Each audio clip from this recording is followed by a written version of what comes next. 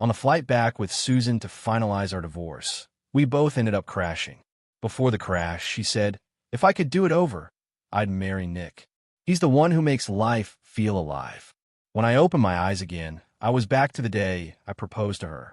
She dropped the flowers in her hand and ran towards Nick in the crowd, hugging him tightly. She said, Nick, I want to marry you. I realized she had been reborn too. As she wished, I let them be together, but later she regretted it, begging me to take her back on her knees. Nick hugged her tightly, nodding in disbelief, tears of joy falling as they embraced. The clueless onlookers all cheered and congratulated them. Yet someone in the group expressed confusion. Wasn't today supposed to be when Jackson proposed to Susan? How did it become Nick's turn? Yeah, isn't Susan dating Jackson? He invited us here for his proposal. So what's going on now? Did she reject him on the spot and choose Nick instead? Seems like it. TSK. After being a nice guy for years, Jackson still got rejected. Pretty awkward. The two embraced for what seemed like forever.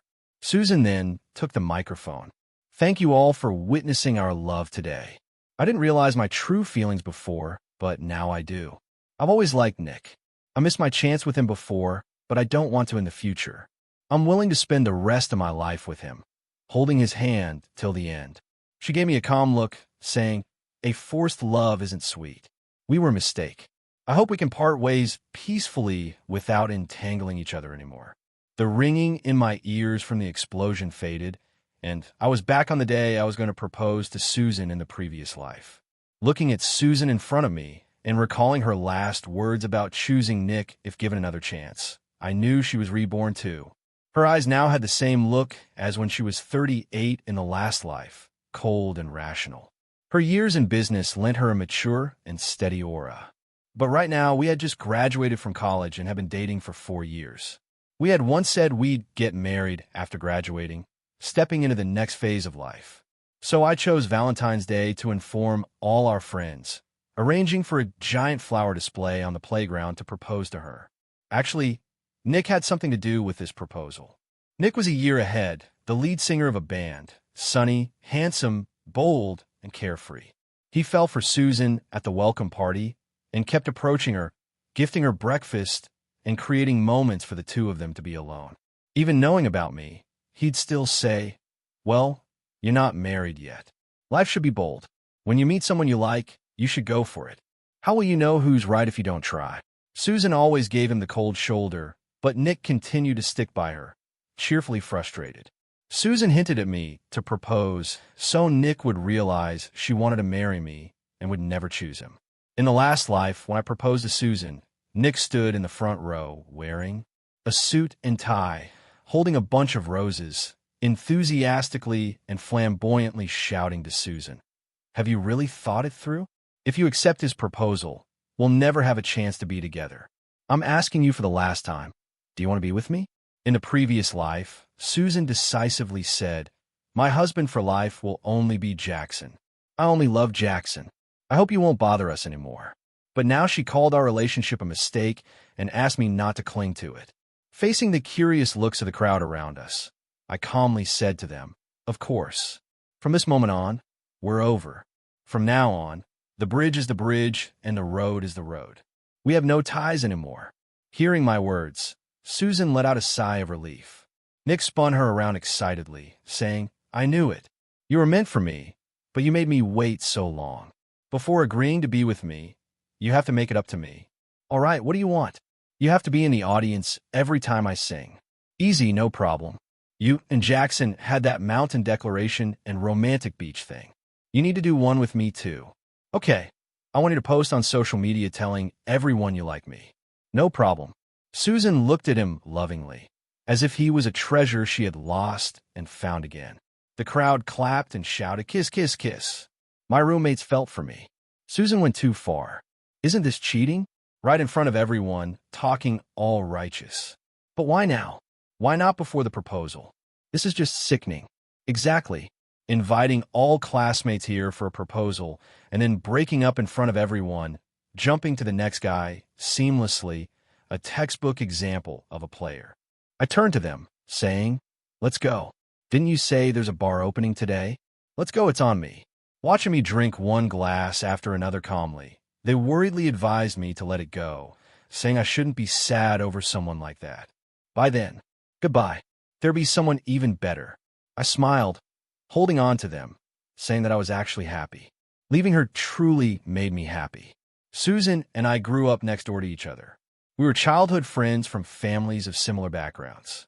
Everyone assumed we'd end up together because our families did. We encouraged each other through everything.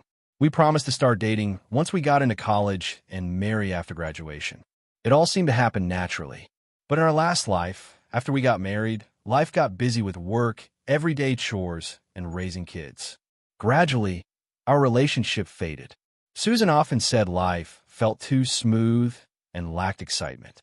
Meanwhile, Nick became a popular rock singer.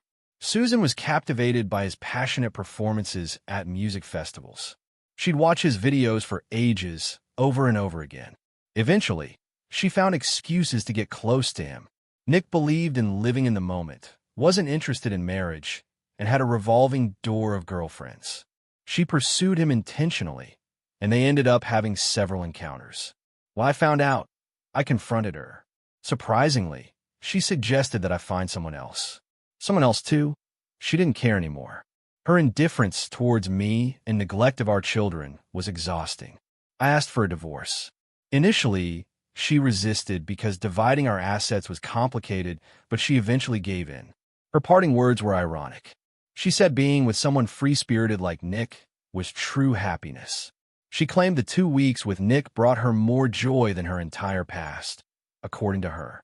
I've always been too logical and stuck in a routine, unable to experience a vibrant life. I realized I hadn't seen how naive she really was. She thought she knew the secret to life. But without a solid foundation, all that carefree living was like a castle made of sand, ready to blow away with the wind. I drank too much and headed to the restroom. I passed a room with a slightly open door and heard someone ask, "Susan, what you did today was unexpected. I heard you and Jackson grew up together. You don't like him anymore?" Susan exhaled a smoke ring and replied, "Yeah, we grew up together. Our families set us up. I thought I liked him, but it's just a bond of friendship." His rational nature seemed boring and annoying over time. "Who do you really like?" Someone teased. Susan pulled Nick close. "It's Nick, of course." Just then, someone bumped into me and pushed the door open. Everyone inside turned silent. Susan flicked ash from her cigarette and frowned at me. "We agreed to break up. You're not going to cling on, right? Why are you here?" watching her defiantly smoke. I wondered when she'd picked up the habit, but it wasn't my concern anymore. Nick leaned in and kissed her dramatically, claiming his territory. "I always said you never know until the end. Susan chose me. Now you're not going to try to win her back, are you?" Susan patted Nick on the back, assuring him, even if he begged, I'd never go back. I laughed, realizing how well-suited they were in their narcissism. "Don't worry, I'm just passing by. I'm not one to revisit the past." As I turned away, I caught Susan's momentarily dark expression. All the feelings from our past were gone. Seeing them together didn't stir any emotions. Then I collided with a soft figure. I instinctively held the person's shoulders. She wore a strap dress, and her smooth skin felt like it shocked me. I quickly pulled my hands back. It was Molly. Molly from City A, matching my age, had been studying abroad. She returned to take over her family business. In the club's flickering light, she wore a stunning red dress. Her fair skin and striking face were hard to miss. She looked up slightly, realizing she'd stumbled against me. Embarrassed, she stepped back and apologized. From the room, another voice came, "Jackson's a good guy." "Susan, you sure you don't regret it?" "How many times do I need to say it?" His boring, dull nature irritates me. "Can I ask something personal? Did you two, do it?" Susan laughed. "He's so reserved, waiting for an engagement. Boring and stiff." Nick piped up, "If you proposed tonight, were you going to give him your first?" "Oh, don't be mad. It didn't happen. Let's celebrate. Great, come home with me tonight. That's what I'm talking about. Your first should be mine." Molly, smiling, met my eyes. With cheeks flushed from alcohol, she softly asked, "I heard you broke up. Are you single now?" I nodded. Ready to leave, Molly wobbled again, almost falling, and I caught her. "You okay?" She leaned against my chest, shook her head, and suddenly threw up. "Sorry." Her dress, my clothes were a mess. Molly, looking a bit embarrassed, said, "Sorry, I drank a little too much." I sighed lightly. "No worries. Where's your friend? I can take you there." She slumped against me, saying she came alone and asked me to help her get a room upstairs, saying going home like this wasn't an option. I frowned, thinking it was late and she was a girl drunk. Now we had business dealings with Molly's family. After a bit of thought, I picked her up and headed upstairs. I stopped a passing waiter, slipped him a tip, and asked him to find someone to clean up the mess before she went to freshen up. I asked her for her clothing and shoe sizes. She looked at me surprised. I said, "Your dress is not wearable anymore. I'll get someone to buy some clothes for you." She gave a gentle smile and told me her sizes, and I quickly noted them down to place an order. Around this time, my roommate called, saying the dormitory would soon close and I needed to head back. I quickly explained the situation, asking them to head back without me and that I'd get a hotel room. Molly soon finished washing up and walked out, surprising me in just a bathrobe. Despite having no makeup on, her skin was flawless and radiant, with her striking features still stunning. I couldn't bring myself to watch as droplets trickled down her collarbone and hurriedly went into the bathroom. Once I quickly tidied up and stepped out, the delivery guy had already dropped off the clothes. I handed them to her, telling her it was late and she could rest here. She asked what I'd do. I said the school dorm was locked, so I'd get another room downstairs. She looked at me and said she checked while I was in the shower, but the hotel was fully booked. I was astonished, wondering how that could be. She chuckled and asked, "Do you really not know it's Valentine's Day today?" I suddenly remembered, awkwardly hitting my forehead. I offered her the room, planning to catch a cab home, but she grabbed my sleeve, looking at me with those innocent clear eyes, and softly said, "It's too late today. This room has a double bed. You can stay too." After a pause, she added, "I mean, you don't have a girlfriend, and I don't have a boyfriend, unless you're worried I'd do something to you." I immediately replied, "Of course not. I'm just worried about your reputation." She laughed casually and joked, "Neither of us is married, so what's the big deal?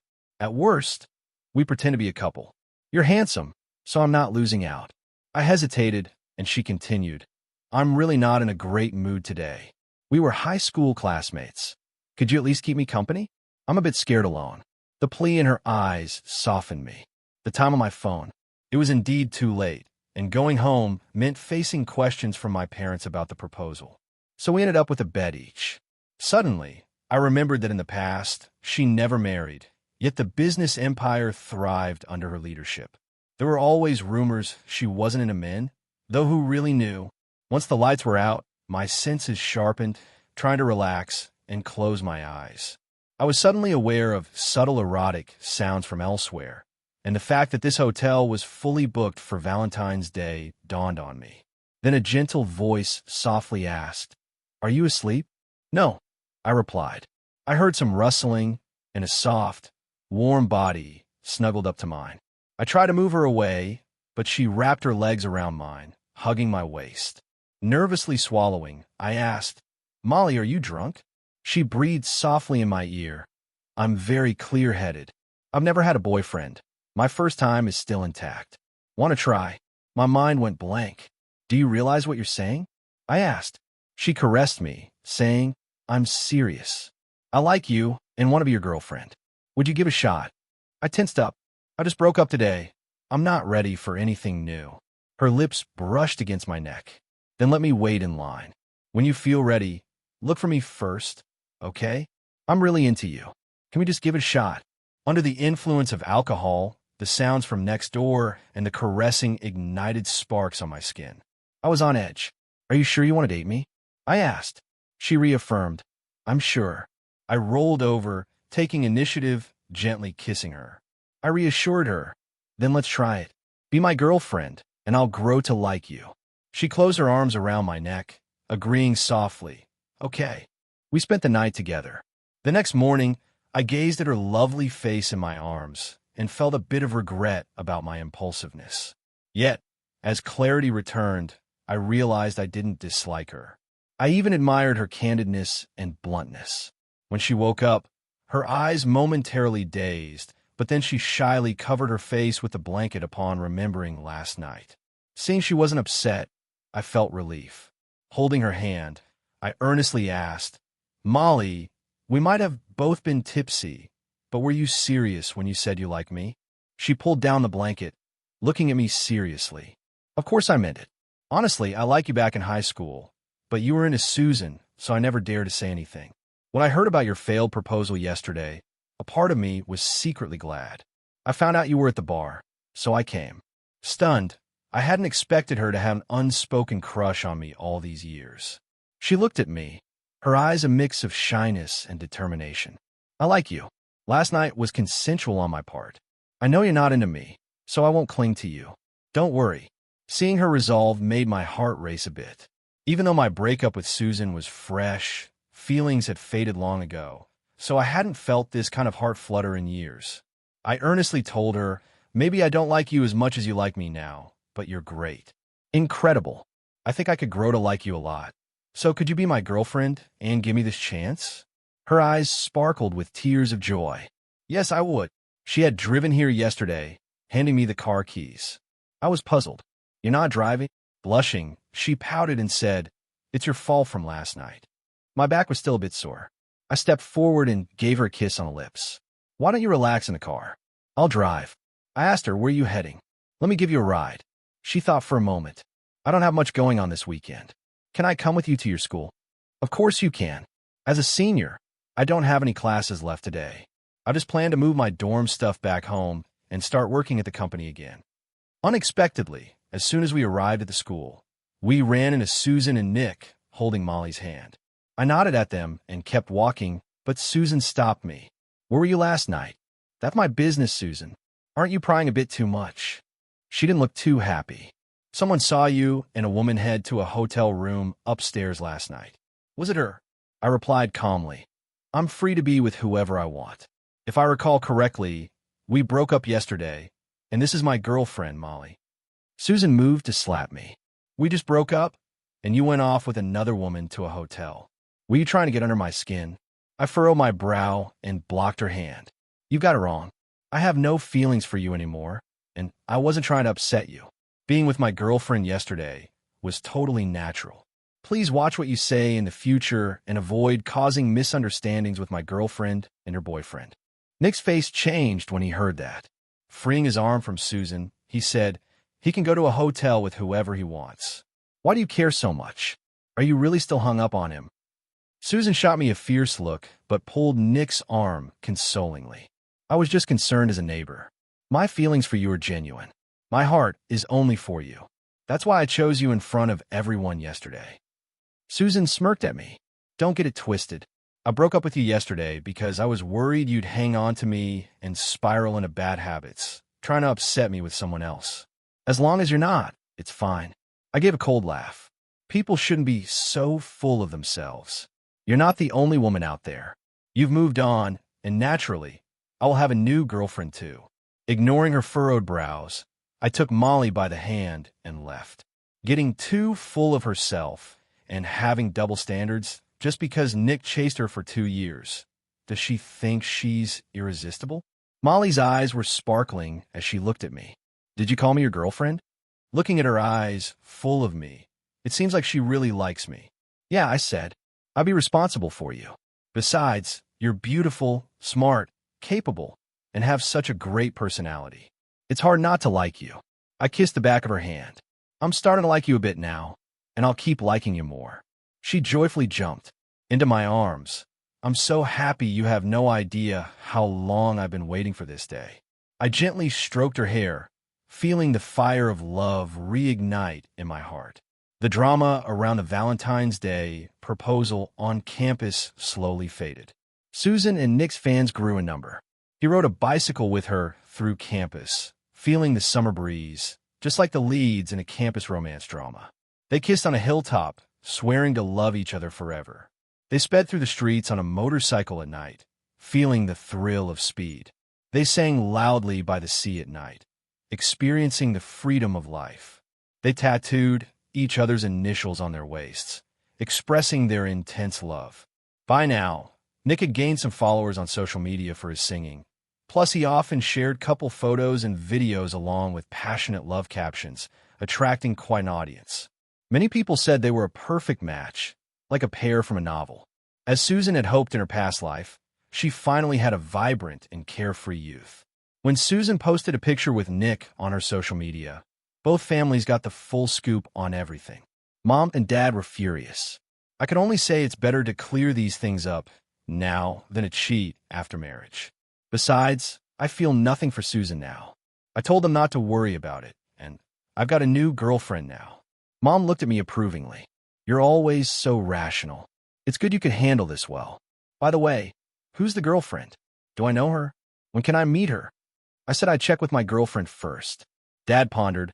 Looks like we'll need a new partner for that project. I kept silent. In my past life, Susan and I were dating, so our businesses always considered each other first for collaborations. That project was given to Susan back then, but I knew she wasn't the best fit. It was just that I didn't want to let the opportunity slip away from family ties. Plus, it made our families closer. But in this life, since becoming a family is off the table, we should only consider which partnership brings the most benefits. During college, I worked part-time at the company, which made transitioning to full-time after graduation a breeze. Besides the daily grind, I'd hit up business events, gaining experience and expanding my network. This weekend, I attended an elder's 80th birthday party. After greeting a few family members with Dad, I found a quiet spot to rest. That's when Susan's sister approached with a drink. Didn't think my sis would break up with you. I replied plainly. The end of a journey. She took a sip, eyes evaluating. Her Jackson's project hasn't found a partner yet. I shook my head, no clue. Dad's handling it. She seemed to catch on, chuckling softly. My dear sister threw away a winning hand. She might not even end up with the short end of the stick. I offered no comment. She looked at me with a playful smile and said, You know I'm only 2 years older than you. If you're looking for an alliance, we could work together. What do you think? I politely declined. Mentioning I already had a girlfriend, I said I wanted to be alone for a while to get her to leave. Nearby, I heard a teasing remark. Our Mr. Jackson is quite popular. I turned to see Molly looking stunning in her off-the-shoulder gown, with her red lips and fair skin. She caught my eye.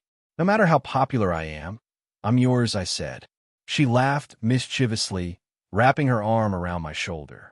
Good realization, boyfriend. I held her hand tightly. Her skin was fair, and her mesmerizing eyes shone brightly. She was beautiful. Susan, on the other hand, was more of a cool beauty. Seeing me staring at her, Molly asked, puzzled, Why are you staring? Something on my face. I leaned closer to her ear and whispered, You are just too beautiful to look away from. I find myself liking you more each day. Her face turned red, but she confidently said, Then you better keep liking me more and more. Of course, she bit her lip nervously. Susan's sister mentioned a marriage alliance with your family. What do you think? I raised my eyebrow, teasing her. I'm going to marry my girlfriend, of course. Besides, our family doesn't need an alliance for me to run the company well. Or are you saying you just want to date, but not marry me? She stomped her foot in a hurry. Of course not. I'm saying if you want an alliance, you could choose me. My family's just as good as Susan's. I looked at her seriously and said, I want to marry you because I like you, not for some alliance deal. In wealthy families, marriages often make families closer, collaborate more, and help business growth. But it comes with risks. Benefits bring people together, but they can also tear them apart. I know my abilities. Even without an alliance, I can manage the company just fine. Molly squeezed my hand tighter. I knew I didn't like the wrong person. Just as I was about to say something else, I heard whispers from a distance. Looking over, I realized Susan had arrived, bringing Nick along. They both were still in their biker gear, sticking out among the sea of formal suits and dresses. Susan's father was whispering something angrily to her. Nick seemed carefree, holding Susan's arm and glancing around. Are you hungry? Didn't you just have fried noodles? Susan led Nick in. I've never been to a fancy party. I want to see if rich people's food is really that good. All right, whatever you want. They acted all lovey-dovey as if no one else was around. Nick picked up a snack, snapped a selfie, then came over to us, circling around with a baked treat. You rich folks sure like to make a thing of birthdays, huh? Suits and gowns just to say happy birthday. Someone nearby couldn't hold back. That's just how you dress for events. It's polite.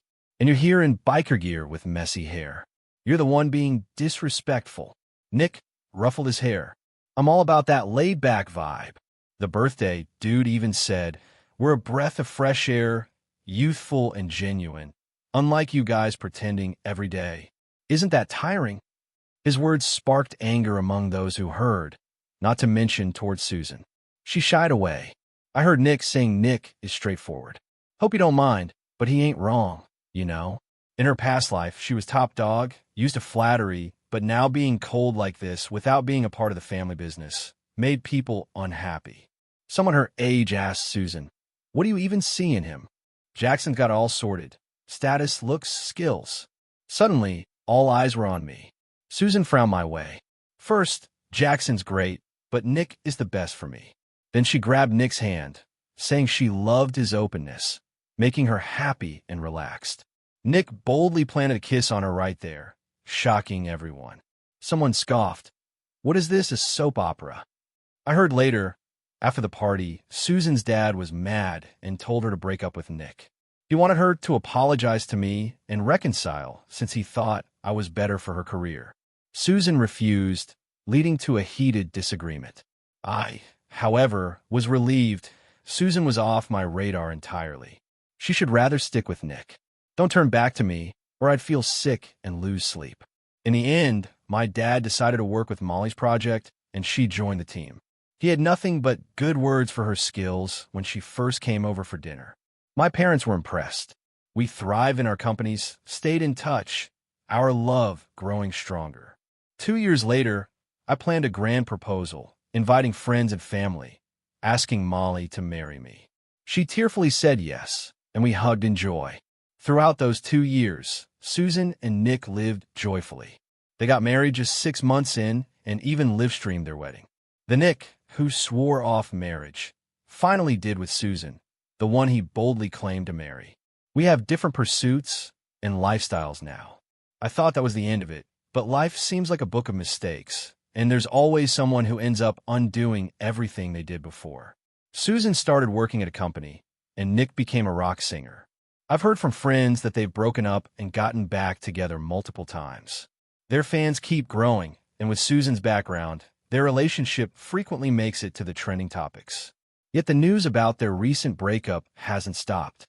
There are pictures of Susan and Nick arguing and videos of Nick dancing closely with other women in bars. I just skimmed through it like tabloid news and focused on my busy work and wedding preparations. After work, Molly was holding my hand, and we were about to leave when I got a call from an unexpected number.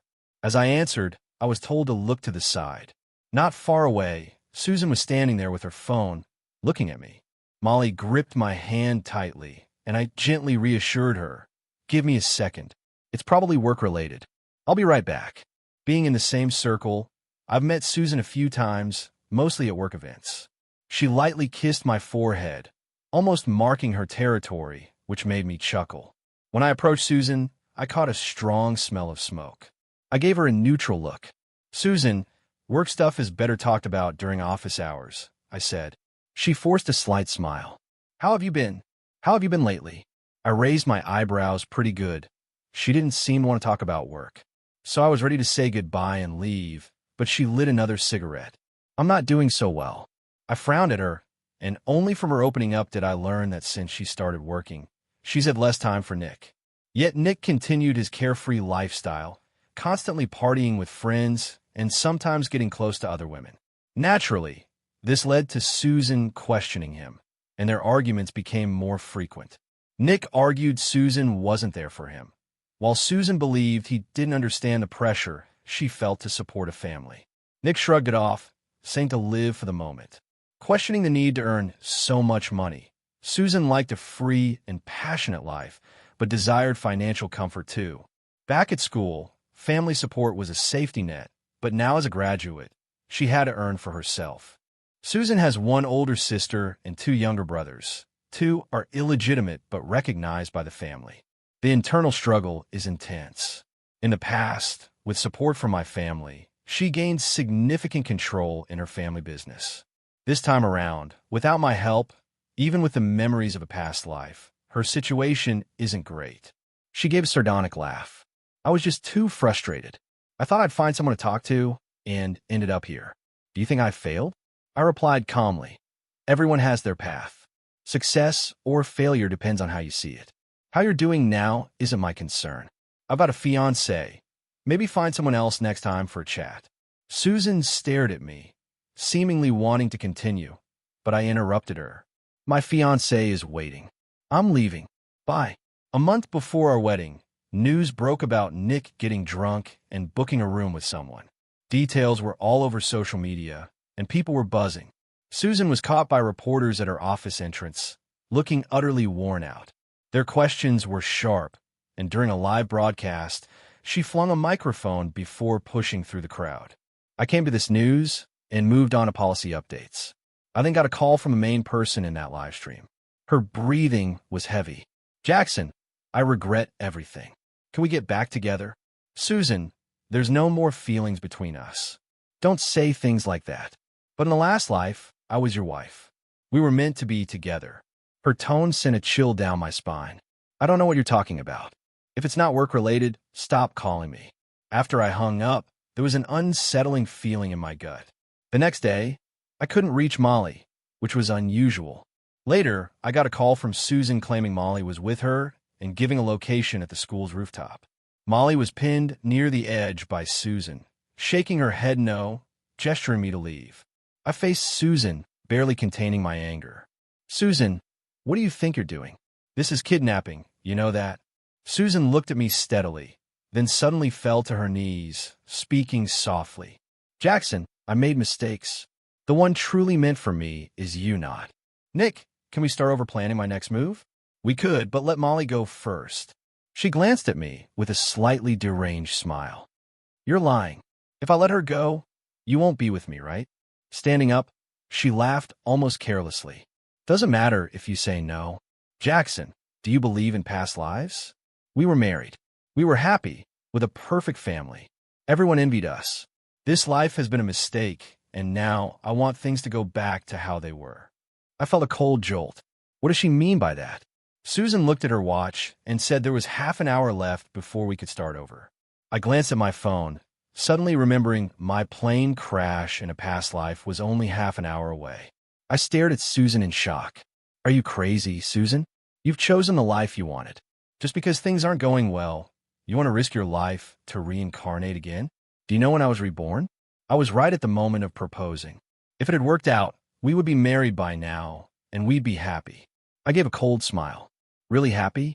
Even if you were with me, you'd probably still be thinking about Nick, wouldn't you? Her eyes had a wild look. But not this time. This time we'll go back to the beginning and start over. I promise we'll have a good life together. I calmed myself, switched places with Molly, and Susan threw down a syringe for me to inject myself with. She said it would just make me weak. Otherwise, she'd have no chance against my strength. I took a deep breath and injected it into my body, slowly walking towards her, unsure what I had just put into my body. I felt my strength fading. Susan finally pushed Molly aside, grabbed my hand, eyes both tender and wild. 10 more minutes, and we can jump together and start fresh. The police burst out from behind the door and freed Molly. Then Nick rushed in. Susan, I knew you still had feelings for Jackson. What now? Are you trying to die together? Susan glanced at Nick and sneered. Looking back, the time with you seemed fun, but was actually pretty boring. It was just drinking and partying, nothing meaningful. Nick laughed bitterly. Then you should have broken up, saying it's boring now. But weren't you the wildest back then? Now that you're tired of it, it's no fun anymore. I really regret marrying you. If I could do it over, I'd stay far away. Susan nodded. Exactly why I want to start over. She checked the time and murmured, Time's up. I was shocked. Susan, even if we do it over, I still wouldn't choose you. She laughed loudly. That's not up to you. With that, she pushed me off, following right after. Luckily, I had called the police beforehand. They used a drone to check the rooftop and set up safety measures and an ambulance below. We landed on a safety cushion. Susan cursed like crazy. You bastards. Who asked you to save me? Why save me? I spent half a month in the hospital. Thankfully, the drugs in the syringe weren't too harmful. Susan was diagnosed with a mental disorder, and her family admitted her to a psychiatric hospital. Nick caused a scene at Susan's. Molly and I had our wedding as planned. Later, we had 2 kids. One took her last name, the other mine. We walked hand in hand through the years. Those who give their heart receive the same in return.